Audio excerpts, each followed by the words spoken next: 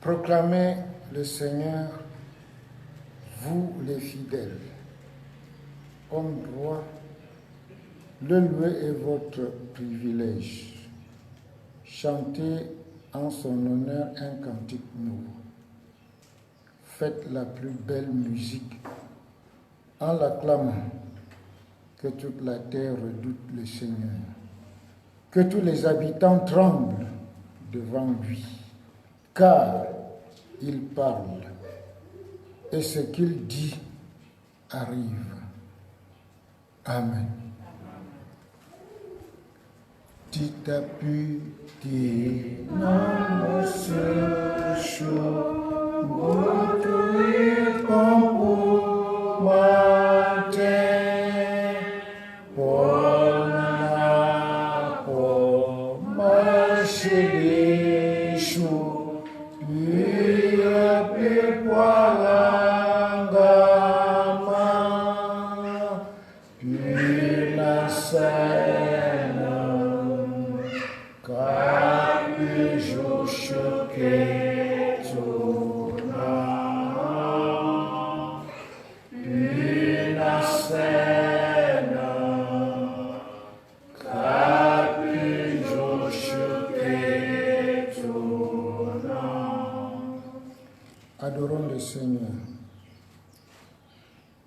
prosternons devant ta sainte majesté, ô Dieu, toi qui n'as pas épargné ton Fils bien-aimé pour nous racheter.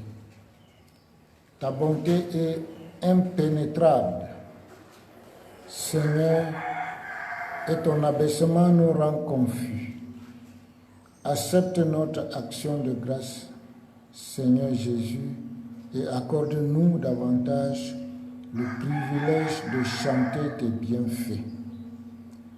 Gloire soit au Saint-Esprit qui ouvre nos esprits à la connaissance du mystère de notre salut. Amen. Restons assis. Moli nke umupu angeruti. Moli ke umupu angeruti.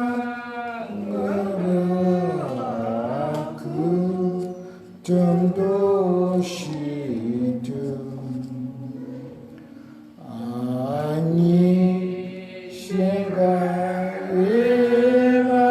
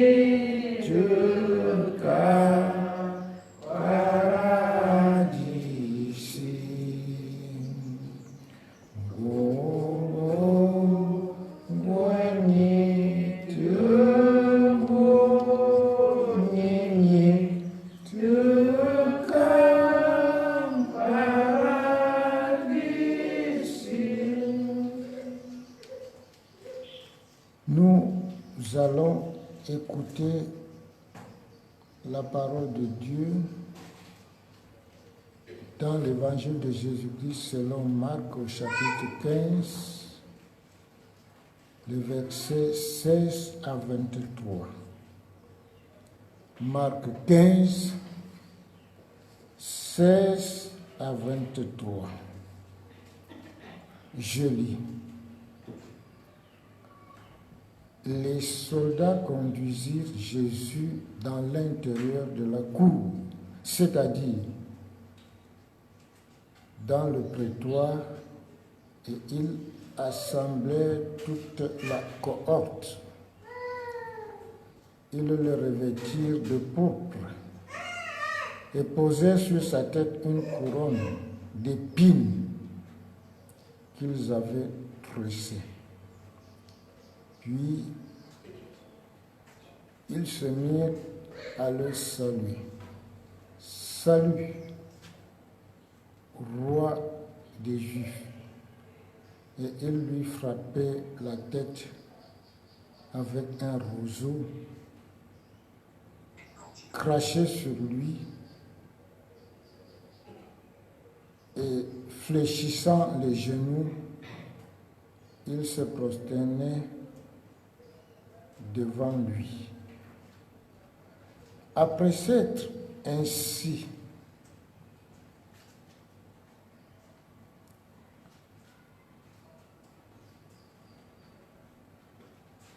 moqué de lui, ils lui ôtèrent la pourpre, lui remirent ses vêtements et l'amenèrent pour le crucifier.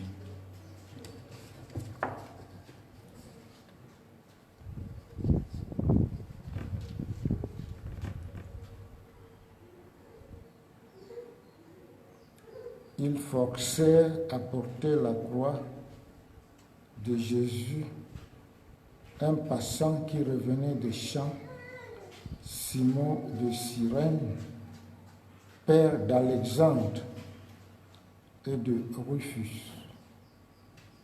Et ils conduisirent Jésus au lieu nommé Golgotha, ce qui signifie lieu du crâne. Ils lui donnèrent à boire du vin mêlé du myrrhe, mais il ne le prit pas. Ciel et terre passeront, mais la parole du Très-Haut demeure à jamais. Nous sommes presque au 4e jour de la souffrance de notre Seigneur Jésus-Christ. Et vous voyez, à un moment donné, l'homme qui impressionnait la foule, celui-là qui attirait la foule, qui était très, très suivi dans ses enseignements, devient le jouet de tous ceux-là qui l'acclamaient, qui le suivaient.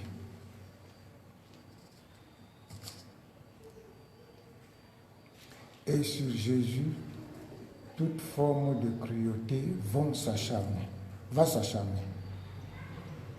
Cette cruauté dont l'être humain est capable, parce qu'il faut se le dire, l'être humain est beaucoup plus capable de la cruauté que du bien.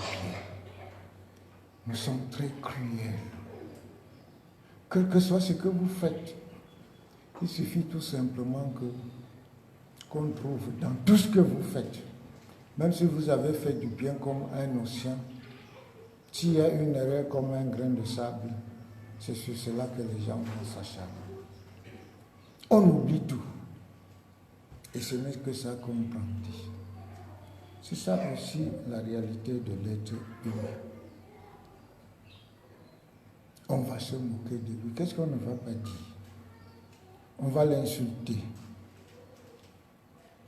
Il sera victime de violence, de dérision et même d'humiliation la plus impensable.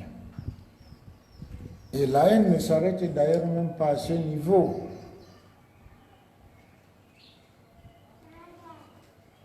Puisque même jusqu'au pied de la croix, on va continuer à se moquer de lui. On ne va plus le soutenir. Mais dans tout cela, la même foule qui l'acclamait l'autre jour s'acharne et demande qu'on le crucifie.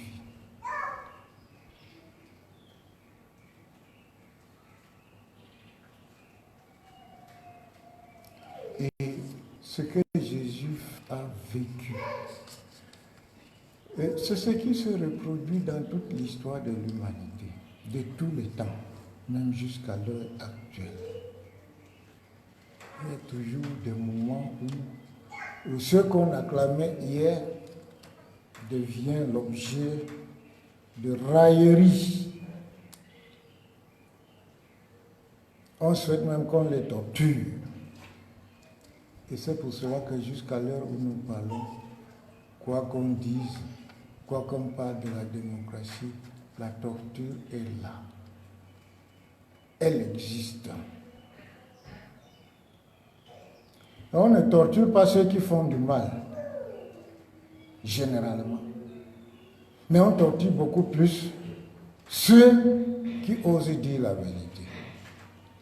Parce que vous êtes en train de vous dresser contre ce qu'une clique de personnes, ou ce qu'on peut encore appeler en d'autres termes un gang, s'est fixé comme objectif. La torture, ce n'est pas toujours pour les gens qui font du mal.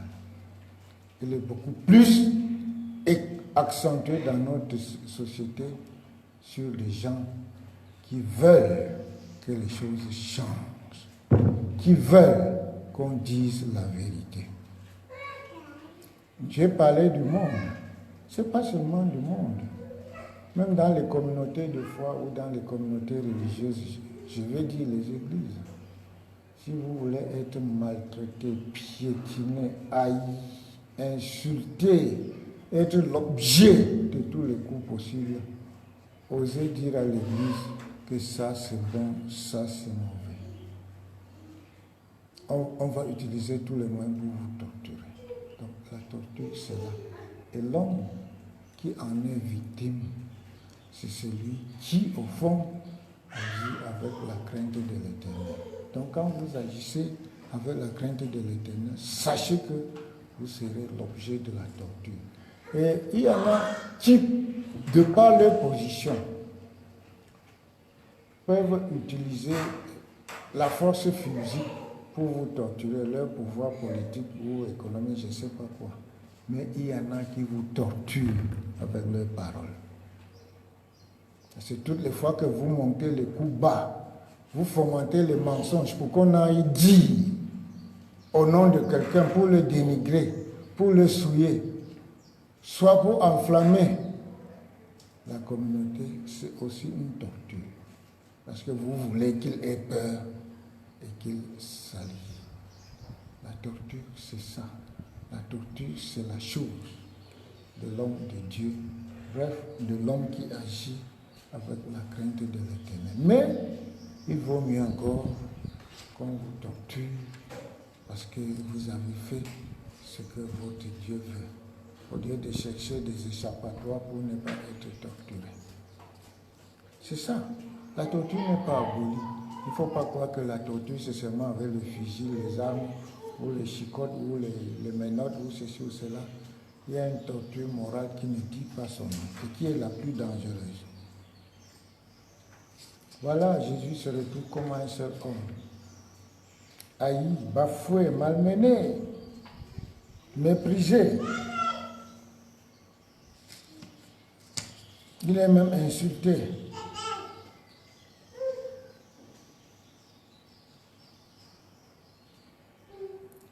Et dans tout cela, dans le témoignage de ces premiers chrétiens, il y a un témoignage vraiment inexplicable. Un témoignage nouvel qui se dresse. C'est que puisqu'au fond, on va dire que Dieu habite cette souffrance, comme il est présent désormais dans chacune de nos souffrances. Mais Jésus, lui, dans cette souffrance, il accepte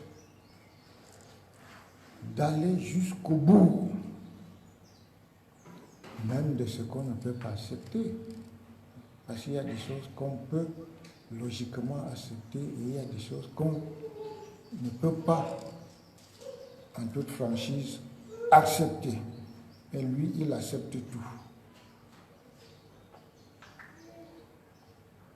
Pas parce qu'il est fautif, mais parce qu'il veut aussi prendre part, parce qu'il veut aussi rejoindre, parce qu'il veut aussi être ensemble et même cheminer ou accompagner l'humanité dans ses pires souffrances et injustices. Tout ce que Jésus a accepté comme injustice, souffrance, c'est aussi une façon de dire qu'il prend part, qu'il partage nos injustices, les injustices dont nous en sommes victimes aujourd'hui, les souffrances dont nous en sommes aujourd'hui victimes, qu'il prend part à cela et qu'il veut partager cela avec nous. Comme pour dire que quelles que soient les souffrances que nous endurons, quelles que soient les injustices dont nous en sommes victimes, ne pensons pas que nous y sommes seuls.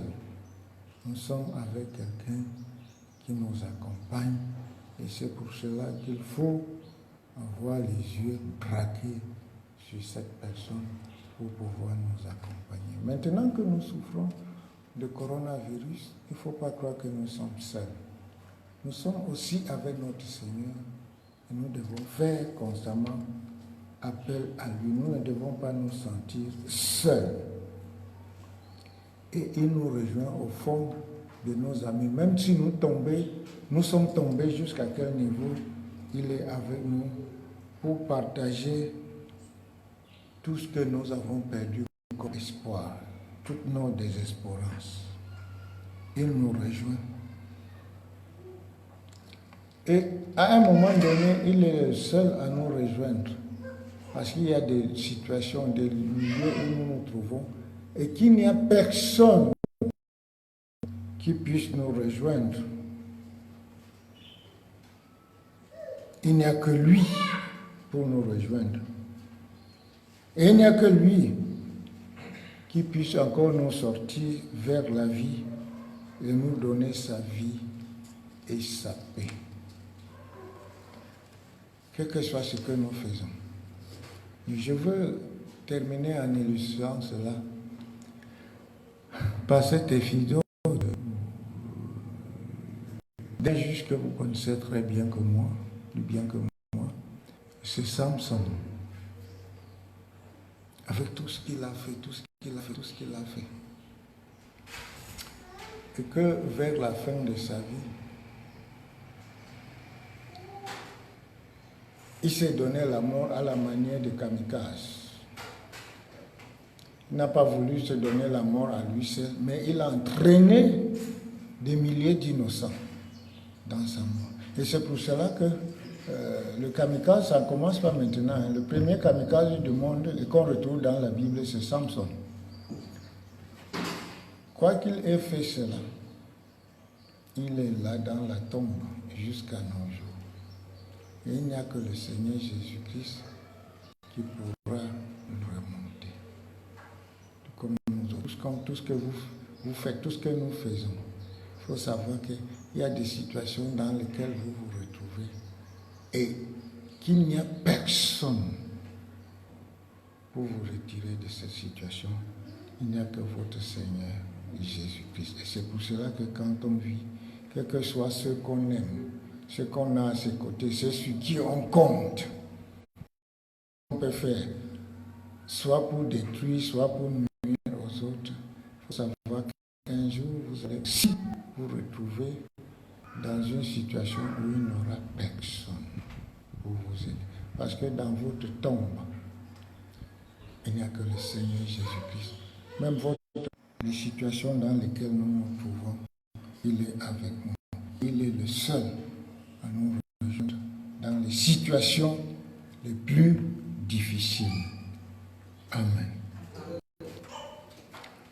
Restons debout et confessons notre foi chrétienne. Je crois en Dieu, le Père Tout-Puissant, Créateur du ciel et de la terre. Je crois en Jésus-Christ, son Fils unique, notre Seigneur, qui a été conçu du Saint-Esprit et qui est né de la Vierge Marie. Il a souffert sous Ponce Pilate. Il a été crucifié. Il est mort. Il a été enseveli. Il est descendu aux enfers. Le troisième jour, il est ressuscité des morts. Il est monté au ciel. Il siège à la droite de Dieu, le Père Tout-Puissant. Il reviendra de là pour juger les vivants et les morts. Je crois au Saint-Esprit. Je crois à la Sainte Église universelle, la rémission des saints, la rémission des péchés, la résurrection de la chair et à la vie éternelle. Amen. C'est le moment de présenter à notre Seigneur nos offrandes.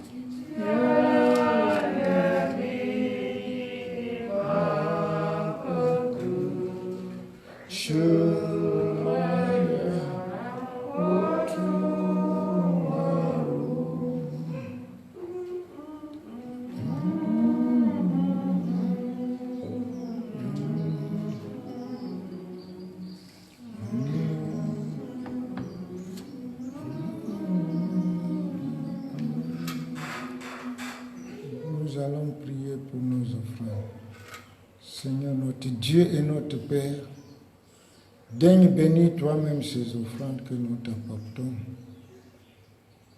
en guise de notre reconnaissance pour le fait que toi seul nous accompagnes et nous soutiens dans nos souffrances, quand bien même aucun être humain ne peut plus nous rejoindre dans nos souffrances. Daigne bénir ces offrandes, Seigneur, et qu'elles servent à te témoigner dans la perspective de soulagement des souffrances des autres. Par Jésus le Christ, nous t'avons prié. Amen. Nous allons maintenant passer au repas du Seigneur.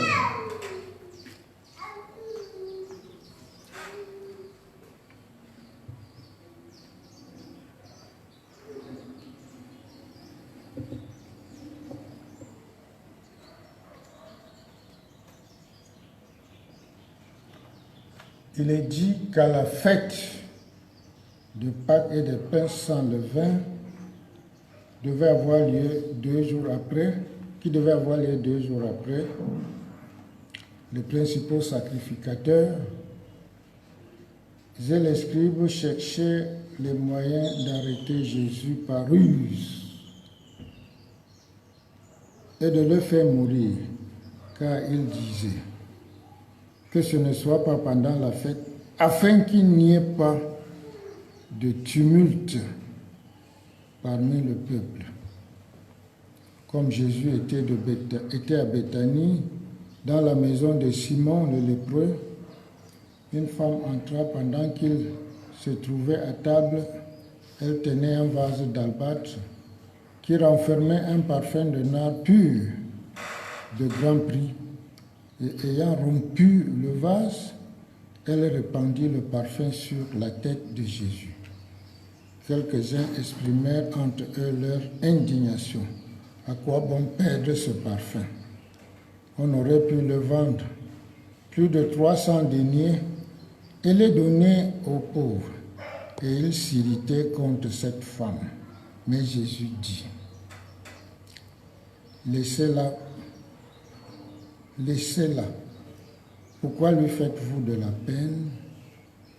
Elle a fait une bonne action à mon égard, car vous avez toujours les pauvres avec vous et vous pouvez leur faire du bien quand vous voulez. Mais vous ne m'avez pas toujours. Elle a fait ce qu'elle a pu. Elle a d'avance embaumé mon corps pour la sépulture. Je vous le dis en vérité, partout où la bonne nouvelle sera prêchée dans le monde entier, on racontera aussi en mémoire de cette femme ce qu'elle a fait. Et voilà Judas Iscariote, l'un des disciples, alla vers les principaux sacrificateurs afin de leur livrer Jésus. Après l'avoir entendu, ils furent dans la joie et promirent de lui donner de l'argent. Et Judas cherchait une occasion favorable pour le livrer.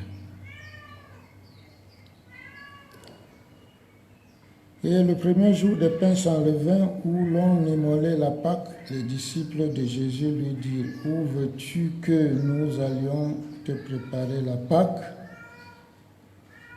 Et il envoya 2 de ses disciples et leur dit, « Allez à la ville, vous rencontrerez un homme portant une cruche d'eau, suivez-le.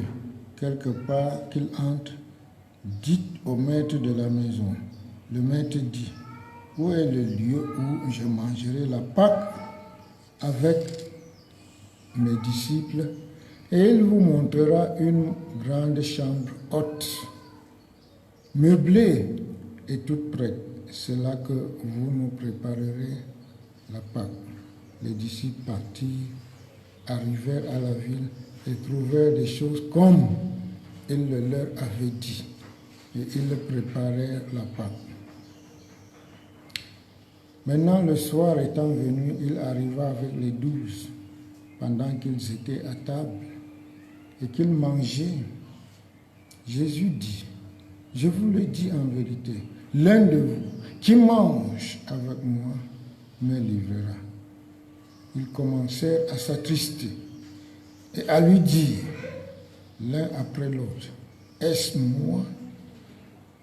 Il leur répondit, c'est l'un des 12 qui met avec moi la main dans le plat. Le Fils de l'homme s'en va selon ce qui est écrit de lui, mais malheur à l'homme par qui le Fils de l'homme est livré. Mieux vaudrait pour cet homme qu'il ne fût pas né. Et pendant qu'il mangeait, Jésus prit du pain et après avoir rendu grâce, il le rompit et le leur donna en disant, prenez ceci est mon corps. Il prit ensuite une coupe et après avoir rendu grâce, il la leur donna et ils en burent tous. Et il leur dit, ceci est mon sang, le sang de l'alliance, qui est répandu pour plusieurs. Je vous le dis en vérité, je ne boirai plus jamais du fruit de la vigne jusqu'au jour où je le boirai nouveau dans le royaume de Dieu. Après avoir chanté les cantiques, il se rendit à la montagne des Oliviers. Vous voyez, c'est difficile d'accepter que je suis fautif. Judas sait bien que c'est lui. Il a déjà bien monté son coup. Mais il y a aussi parmi les qui disent c'est moi. Parfois, vous êtes là, vous savez que tel a fait ceci. Dès que vous posez le problème, il faut dire. Parce qu'il sait que socialement parlant, quand vous allez dire que c'est tel, ça va enflammer. Personne, c'est difficile que personne arrive à reconnaître que ce qu'on dit, qu'on a dit, qu'on dit, ce qu'on dit là, c'est moi qui suis fautif. Parce que nous aimons monter toujours les coups, on place les gens devant, on se cache dans l'espoir qu'il ne va pas nous trahir. Mais même s'il ne vous trahit pas, le bon Dieu vous voit et vous connaît.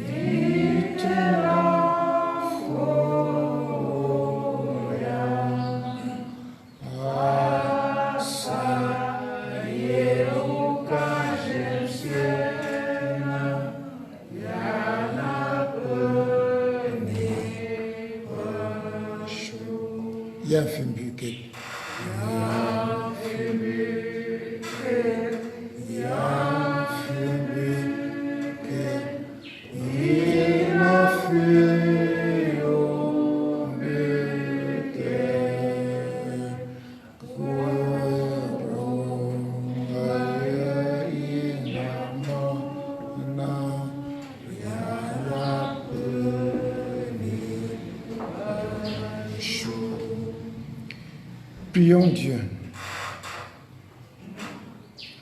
Seigneur, je t'appelle au secours. Toi, mon rocher, ne sois pas sourd à mes cris. Si tu restes insensible à mes appels, je suis un homme fini. Écoute-moi quand je te supplie. Quand je crie au secours, quand je lève les mains vers le lieu saint où tu te tiens. Merci Seigneur de m'avoir secouru quand je te suppliais. Le Seigneur me protège, il est mon bouclier.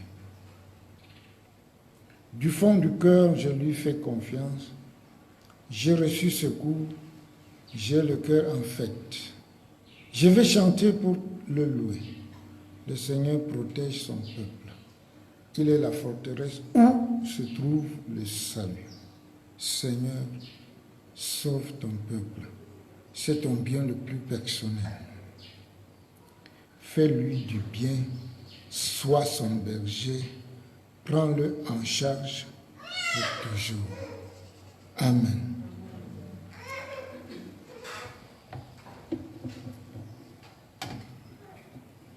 Ce pain que nous rompons et que nous partageons est notre communion au corps sacré de notre Seigneur Jésus-Christ, qui a été crucifié sur la croix à cause de nos péchés.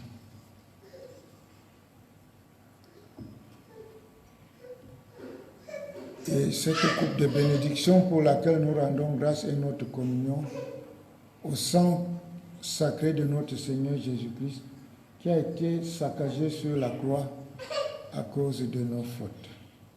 Amen. Vous voyez, au moment du repas, Judas était là. Quand il disait c'est moi, c'est moi, c'est moi, c'est moi, Jésus a dit, c'est lui qui trempe la main dans la soupe avec moi, c'est celui-là qui va me trahir. Nous allons tremper la main dans la soupe. Chacun sait s'il est le traître de Jésus-Christ. Tu es le traître de Jésus-Christ à travers ton frère. Est-ce que tu es en train de trahir ton frère? Sache que tu es en train de trahir Jésus-Christ. Jésus n'a épargné personne. Moi non plus, je ne peux dire à personne, ne viens pas. À chacun. Vous pouvez vous aligner comme nous ne sommes pas nombreux. On peut s'aligner juste devant ici.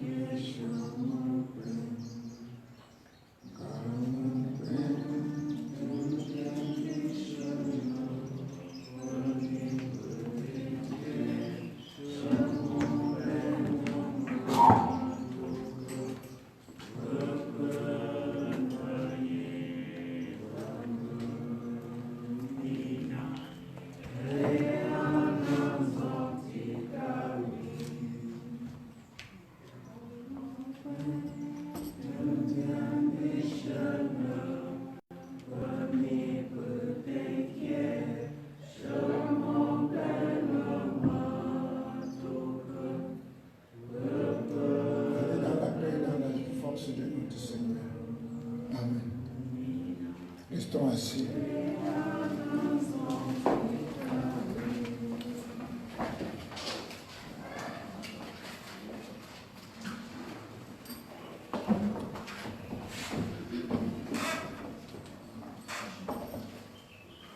Nous allons nous unir à présent dans la prière d'intercession, mais avant cela, je nous rappelle que le coronavirus ne reste pas ici pour vous attendre. C'est vous qui venez de là où vous venez avec le coronavirus ici. ce n'est pas au temple. Depuis qu'on parle du coronavirus, les gens font comme si ce n'est qu'à l'église qu'on va aller prendre cela. Mais ils sont au marché. Ils sont dans les réunions familiales. Ils sont dans les lieux de service. Donc, ce n'est plus le temple du Seigneur où l'Esprit de Dieu habite, mais c'est seulement, vous avez fui cela, vous avez confié ça au coronavirus. Ce coronavirus qui a construit ce temple.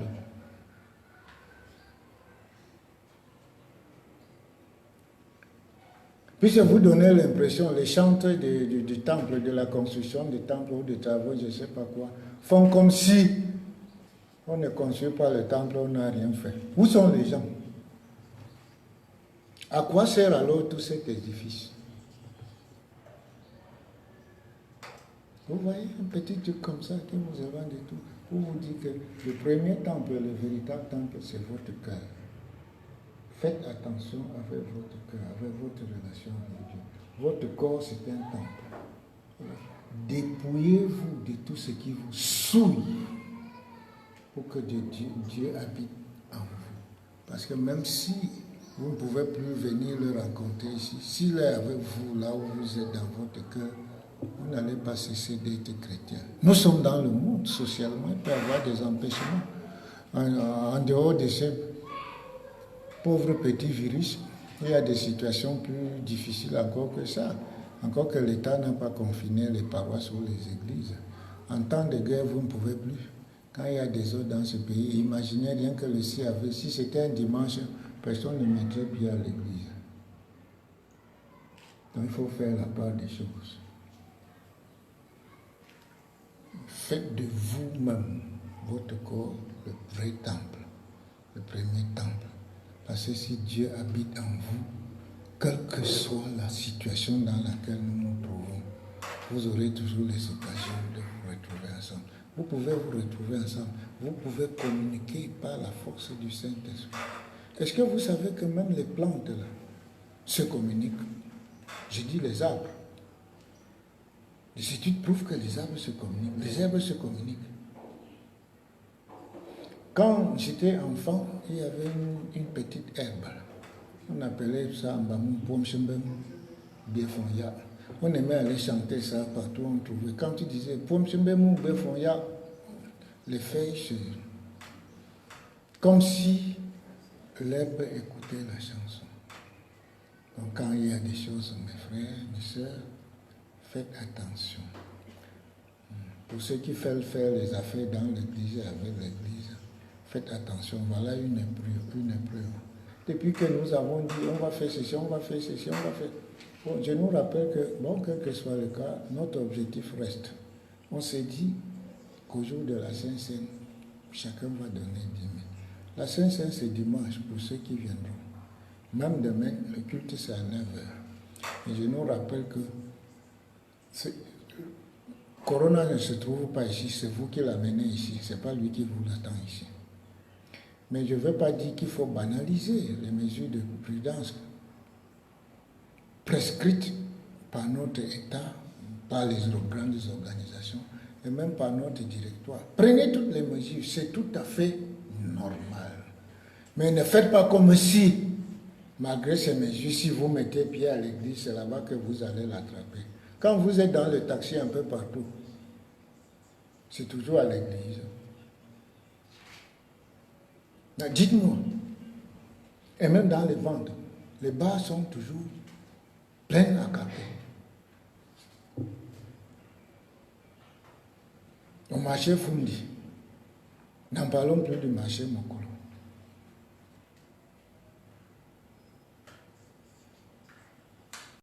Individuellement, continuons à prier. Ensemble, continuons à prier. Et le Seigneur nous aidera. Nous n'allons pas lutter contre ce virus tout seul, avec notre science. Déjà, l'expansion de ce virus devrait plutôt nous montrer nos limites. Malgré notre savoir, malgré tout ce que les hommes de science disent, machin, pourquoi en est-on arrivé là? Nous devons comprendre que nous avons des limites et être humble. Et parfois, même si on est là, c'est à cause de l'excès, parce que nous voulons tout faire avec notre propre raison. On ne mesure pas très tôt les conséquences de ce que notre raison peut apporter comme chose destructrice du monde. Donc, je crois que c'est aussi un moment où nous devons beaucoup plus demander à Dieu de nous illuminer dans nos recherches. Parce que nous allons trop chercher, jusqu'à découvrir et mettre en circulation ce qui va plutôt nous détruire au lieu de nous construire. Mais Dieu ne nous détruit pas, il nous construit. Et c'est pour cela qu'il nous a placés dans ce monde comme ce lieutenant, ce gardien. Unissons-nous dans la prière d'intercession. Seigneur notre Dieu et notre Père, merci pour ce jeudi saint que tu nous permets de partager avec tes fidèles, tes servants, tes serviteurs, tes enfants, dans un contexte particulièrement difficile. Parce que les hommes ont tellement trop cherché sans mesurer les conséquences de leurs recherches qu'ils sont victimes d'une pandémie causée par un virus qu'on a appelé Covid-19. C'est tellement qu'on ne voit même pas avec l'œil nu, mais qui fait trembler l'humanité, qui précipite les âmes à la mort sans ton avis. N'est-ce pas là aussi une leçon que tu voudrais nous donner pour nous faire comprendre que nous avons des limites dans nos sciences, que dans nos recherches nous devons faire attention, nous devons les faire avec crainte de toi. Quoi qu'il en soit, Seigneur, on est à un stade où on est tous dépassés. Nous avons découvert notre nudité face à l'évolution de ce virus. Et nous ne pouvons que faire recours à toi, Seigneur, te demandant d'illuminer tous les chercheurs de tous bords, tous les gouvernants du monde, tous les bienfaiteurs, les humanistes, de leur accorder ton Saint-Esprit, ton esprit de discernement, de sagesse, afin qu'ils puissent trouver effectivement un remède qui puisse éliminer totalement ce virus qui sème la terreur dans le monde. Nous voulons te confier également des pays qui sont très très secoués et qui hier étaient considérés comme les pays les plus scientifiquement élevés. Nous pensons aux États-Unis, nous pensons à la Chine et même aux autres pays d'Europe comme l'Espagne, l'Italie. L'Italie qui abrite le siège du ciel selon les catholiques romains. La France, ce grand colon, pays colonisateur, l'Angleterre, la Turquie, l'Iran et bien d'autres pays. Nous pensons aussi aux pays africains et plus particulièrement notre pays, le Cameroun, où actuellement presque toutes les 10 régions sont atteintes par ce virus. Mais déjà nous te disons merci Seigneur parce que conscient des limites et des moyens de tes Africains, les Africains n'ont pas encore été si durement frappés comme les autres. Pas parce qu'ils sont mieux, pas parce que tu les aimes mieux que les autres, mais c'est toi qui sais pourquoi on en est là. Continue à protéger ces faibles d'Afrique, ces pauvres Africains. Nous te confions toutes les familles des victimes dans tous ces pays d'Europe, d'Asie, Chine, Japon et autres, d'Amérique, pour que toi-même, tu sois le seul soutien, le seul consolateur de toutes ces familles. Que cette semaine sainte soit aussi une semaine de méditation et de réflexion sur tout ce que nous faisons dans la nature comme êtres humains. C'est une semaine où chacun de nous devrait se poser cette question. Est-ce que je suis en train de construire le monde de Dieu ou je suis en train de le détruire? Et face à ce questionnement, Seigneur, tu peux l'aider à trouver une vraie solution. Nous te confions cette communauté, notre communauté de Siméon. Tu sais avec quel engouement les gens se retrouvaient ici tous les dimanches. Mais depuis qu'on a parlé d'un élément qu'on appelle virus, Covid-19, le temple est devenu vide. Les activités sont au ralenti. Mais nous savons que c'est pour un moment. Tu vas redonner vie à cette communauté dans toutes ses activités. Donne-nous le courage, mais aussi la prudence, d'être prudent. Toi qui sais tout et qui peux tout, nous voulons tout te résumer dans cette magnifique prière que ton Fils nous a apprise en ces termes. Notre Père qui es aux cieux, que ton nom soit sanctifié, que ton règne vienne, que ta volonté soit faite sur la terre comme au ciel. Donne-nous aujourd'hui notre pain de ce jour. Pardonne-nous nos offenses, comme nous pardonnons aussi à ceux qui nous ont offensés. Et ne nous soumets pas à la tentation, mais délivre-nous du mal, car c'est à toi qu'appartiennent le règne, la puissance et la gloire pour les siècles des siècles. Amen. Peut-être en guise de rappel, il a été dit que, comme on vous envoyait dans les WhatsApp ou je ne sais pas, Facebook, les offrandes continuent à être données. Et il y aura la signature de 4 samedi pour ceux qui auront le courage de venir ici. Soit vous envoyez directement vos offrandes à la trésorerie. On a proposé que pour les charges incompressibles de notre paroisse, que les anciens, les conseillers, les diacres puissent exhorter les anciens, les diacres, à au moins contribuer à hauteur de 5 000 francs et le reste des fidèles à hauteur de 3 000 francs au moins. Ça ne veut pas dire que pour tout ce que vous pouvez imaginer comme collecte de fonctionnement, offrande mensuelle. Je sais qu'il y a des gens qui vont aller au-delà de cela. Toutes ces charges sont attendues parce que nous continuons à consommer la lumière dans la station. L'eau est là. Il faudrait peut-être qu'on entretienne encore vos bergers. Je crois qu'en de pareils moments, l'homme le plus croyant, c'est à ce moment qu'il consomme beaucoup de sacrifices pour Dieu. Donc, toutes ces contributions sont attendues. Et demain, dimanche, tout ce que nous avons prévu pour nos travaux, ceux qui y ont pensé vont l'envoyer à la trésorerie qui va centraliser tout cela et les envoyer là où elle doit les envoyer. Coronavirus n'arrête pas la vie de l'Église. Il veut évoluer, mais il revient à l'Église de le stopper comme virus pour dire que non, tu n'as pas de place. Donc ne perdons pas de vue. Le Seigneur Jésus, le soir où il est livré, il va manger ensemble avec tous ses disciples, y compris Judas.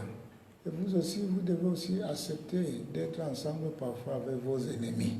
Il ne faut pas toujours dire, moi, si tel est là, je ne peux pas être là. Que le Seigneur vous donne la force et le courage de vous supporter mutuellement. Au nom du Père, du Fils et du Saint-Esprit. Amen.